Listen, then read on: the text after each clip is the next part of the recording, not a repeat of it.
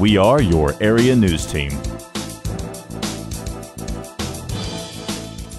And now it's time for another episode of Agriculture in East Texas, brought to you by Shelby Savings Bank. This time we met with Mr. Archie Haddox, a beekeeper living in Martinsville, Texas. I know that a friend of mine, Susan Cohagen, and I got into a conversation about bees, and my interest was there, and my wife wasn't against it. We went to Lufkin, the East Texas, or is Piney Woods Beekeepers Association, actually has a bee school.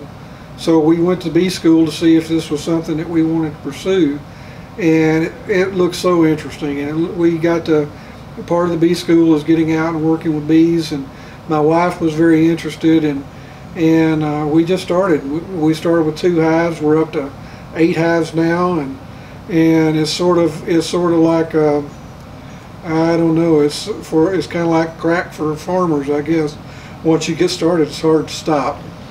Well, this is a standard smoker fuel that you use, and most every beekeeper will recommend around here. Pine straw. You could use hay. You can use a lot of stuff, but pine straw burns pretty easy. It burns pretty long, and it doesn't smell too bad. And the purpose of the smoker is to incapacitate them, or?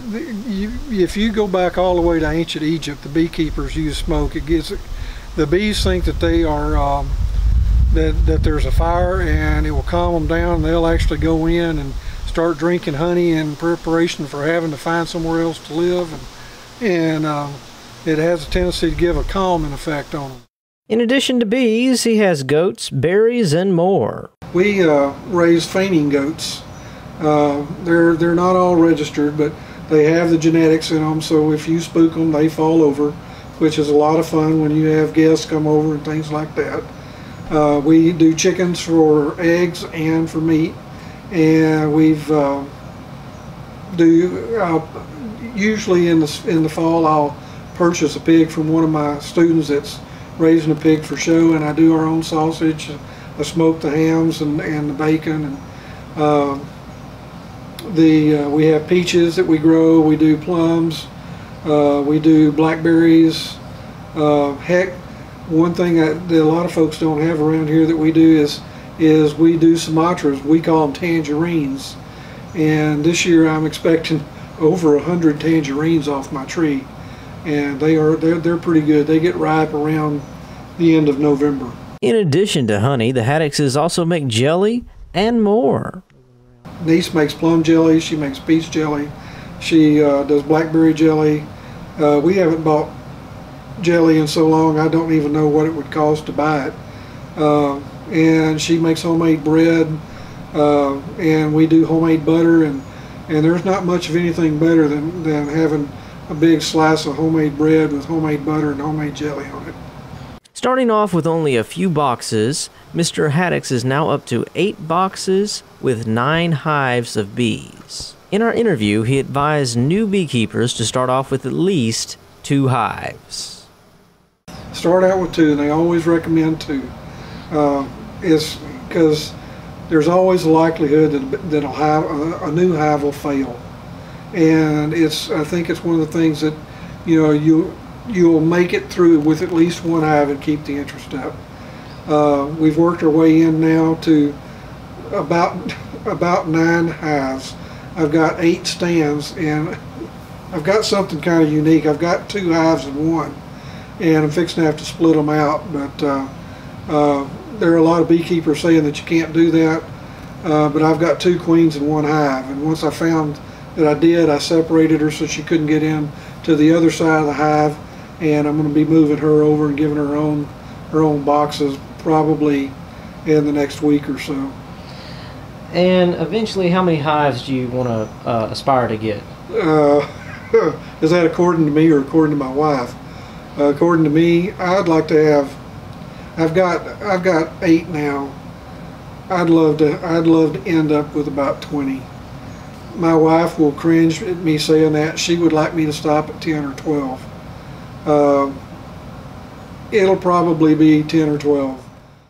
After putting on a beekeeper outfit, I joined Mr. Haddox and we traveled out together to see his beehives and feed the bees. Mr. Haddox uses sugar water to feed his bees. There are around 4 pounds of sugar in each gallon of water that he uses. Later in the year, in the fall, you'll have some wildflowers and stuff that come out that they'll draw off of. But right now, this time of year, August, 1st of August, there's just not much to get. Now, a little bit about the bees that we were talking about earlier. You said now is the time, because it's so hot, there's not a lot of nectar and pollen. You actually have to go out and feed the bees. Yeah. Again, there are some beekeepers that say, you don't do that. But right now, with them having so little to draw on, I want to make sure that my bees have what's necessary for them to make it through the winter. So I do supplement. I feed them a mixture of sugar and water.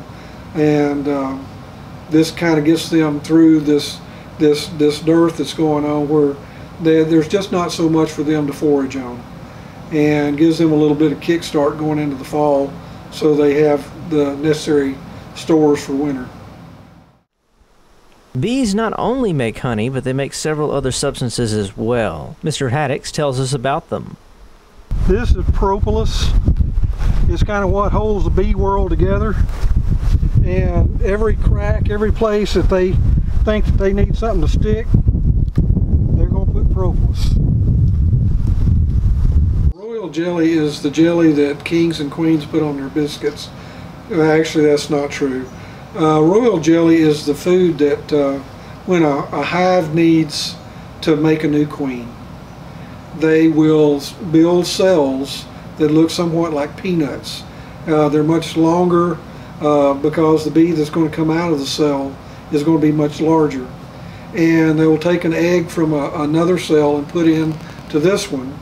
And the royal jelly is the food that they give this particular larva that turns it in from an ordinary bee to a queen bee. Here we go.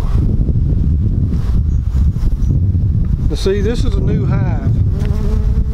And if you look at it, they're starting to bring out the comb, but there's really nothing in it yet on either side, which is why I'm feeding. They really, really need to have stores built up for the winter. This frame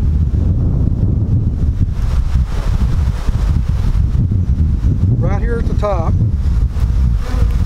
this is honey right here, and this is the way they do a frame that they're laying eggs in, and they've got pollen in this one. So the next frame we should start seeing babies. Now the brown spot, that's capped brood. And now I don't think you're going to be able to film this, but inside you can see larvae at different stages. You can see eggs. There's a good possibility that, the queen could be on this one. They get kind of hard to find. Many beekeepers will tell you that there's only one queen in a hive. Now, I've already kind of said that that's, there are exceptions, but as a rule, there's only one queen. And when you have queens emerging from queen cells, the bees will make multiple queens. And the first queen to emerge will go to the other queen cells and push her stinger through and kill the queens before they emerge. And this is survival of the fittest. During the smoking process, the bees begin to flee into the hive and start to feed on their honey. See how those bees are buried in there and all you can see is their tails? Yes. That's because I smoked them. Okay, and they're going in, they're preparing. If they've got to leave, they're going to leave. There's the queen right there. She is marked right there. See her? Got the yellow spot on. See her? Right there. I see her. You got her? Yeah, that one on top. Yeah. Here she comes. That's the queen right there. Africanized bees, what many consider to be very dangerous, can be domesticated with the right techniques and proper know-how. Well, Africanized bees are a failed experiment from a long time ago that got away. It's men meddling in stuff that they probably shouldn't. It's a very aggressive bee.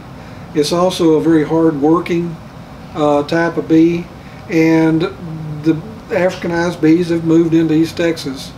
The Africanized bee is they attack in large numbers and they do not stop attacking, whereas usually domesticated bees like Italian and Russian bees, which are the common bees in the States, they'll run you off and then they're pretty happy to going back to the hive. The interesting thing about Africanized bees is that most often if you get rid of the Africanized queen and put a domestic queen in, the hive will cool down and they won't be aggressive like that anymore. And speaking about bees in general, are they thieves to other bees? Will they attack other hives? Yes, they will. They're thieves. They're going to get food from wherever they can, including other hives if they can get in and get it. And one of the primary, well, you have an entire group of bees that their sole function is to protect the hive from just those kinds of invaders. If bees from another hive come in, the guard bees will prevent them from getting in and stealing what they have. But yeah, if they have the opportunity to get into a hive and steal their stuff, they'll do it in a minute. And other predators for bees, what are some other predators? Well, in East Texas we have mice will sometimes get into hives, and we have skunks will sometimes try to get into hives. One of the bigger problems for a lot of folks is fire ants. We don't have the hornets and things around here that other areas do, but the biggest problem with bees right now, we have Varroa Mite, which is can be very devastating to hives, and hive beetles, which just simply mess up the comb. But all of that stuff can be taken care of pretty good. All right. And do you have any funny stories you'd like to share? Well, beekeeping, you're going to have funny stories, but we were just talking about how, what kind of varmints and critters can get into bees. A couple of years ago, we have gophers. These little pocket gophers. Everybody's got them. They make the little hills in your yard, and everybody loves them. And they will dig these tunnels around. Well, they had dug tunnels all through my yard.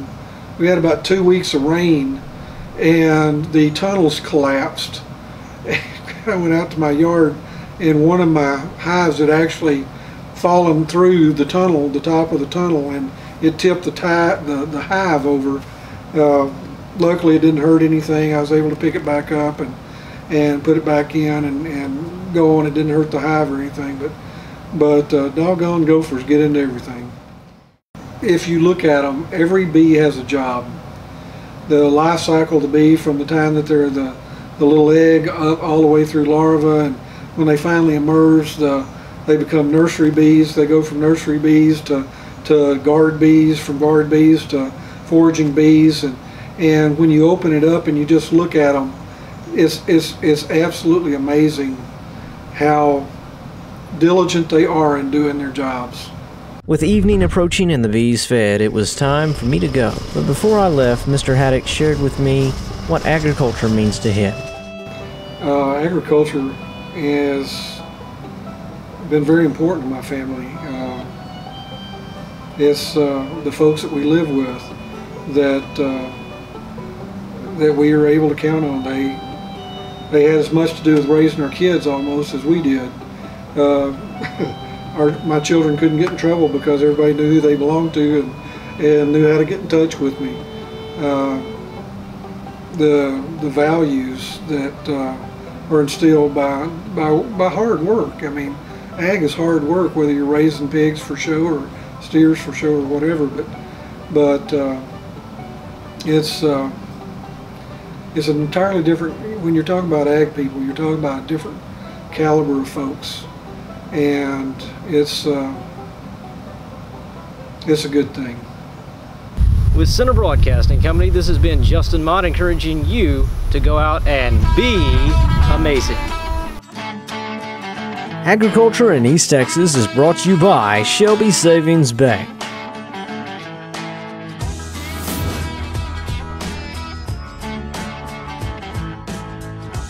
CBC-radio.com, keeping you connected wherever you go.